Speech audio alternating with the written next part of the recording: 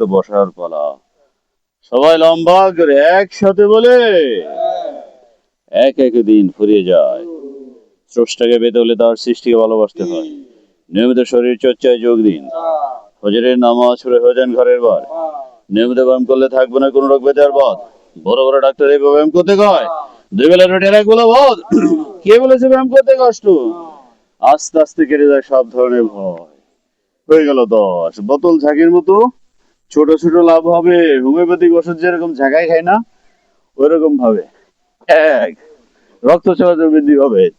3, 5, 7, 9, নৌকা বাইস।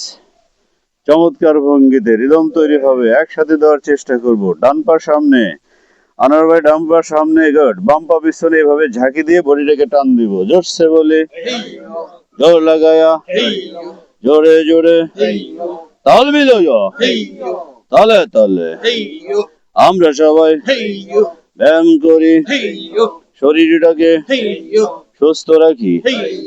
সবাই মিলে সমাজটাকে গড়ে তুলি একসাথে। 9, 10, লেফট টার্ন, ঘুরে যাবো আবার উল্টা দিকে। আনার ভাই একটু দেখি, এই যে এইভাবে, হ্যাঁ এইভাবে দিয়ে এই টান। আবারও বলে, ধরে বললে আমরা সবাই ভোরের পাখি, ভোরের বাতাস গায়ে পাখি, ব্যায়াম করি, সুস্থ থাকি। সবাই মিলে চলে যাব মক্কাতে হজ করতে একসাথে।